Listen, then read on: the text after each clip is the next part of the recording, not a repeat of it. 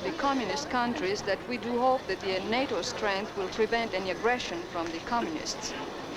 And what do the Italians in general think of the American soldiers?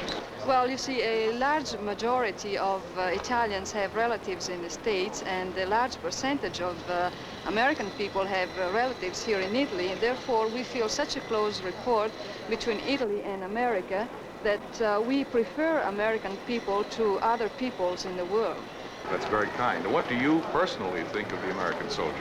Oh, I like them very much. I had the opportunity to visit their homes since my neighbors are all American families, and I'm having a wonderful time in seeing all the different customs and the way of living. Well, thank you very much, Signora Villani, for your answers. They're both interesting and informative.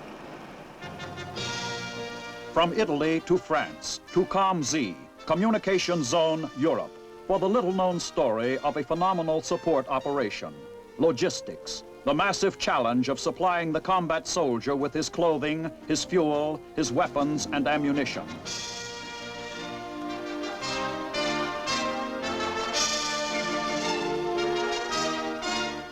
From COMZ in France, supplies move in a steady progression to our bases in West Germany. Millions of tons of every imaginable commodity, transported by a variety of means. Trailers, packed in the States, never unloaded till they reach their final military destination.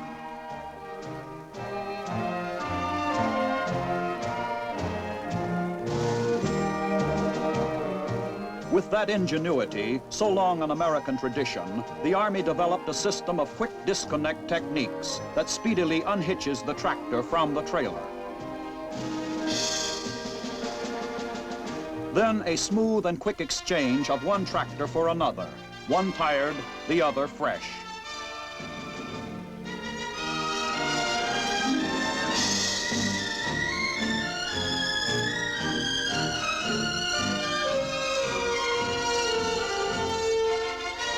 The trailer becomes a veritable Pony Express on wheels. With minimum delay en route, they go, night and day.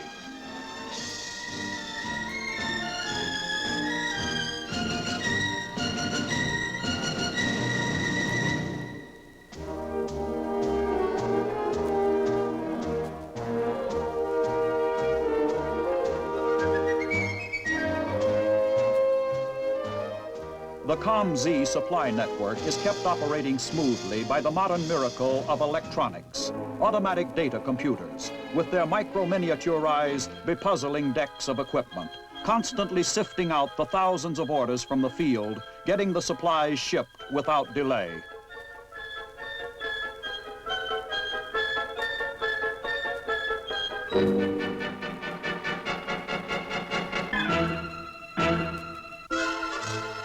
An army that moves is an army with trucks and tanks and armored personnel carriers, with complete families of vehicles and aircraft, every one of them with a healthy appetite for fuel.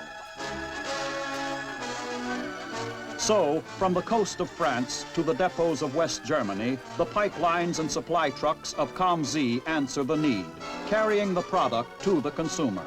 Fuel of all kinds, jet fuel, aviation gas, diesel oil, gasoline. Fuel, the largest item of supply in the entire COMZ system. Simultaneously, other commodities are transported by water to their military destinations. The big items, the guns and vehicles and aircraft of an army. The hardware and supplies that keep our USAREUR soldier at a constant peak of readiness wherever he may be. This is the way to back up a border sentinel. With everything you've got.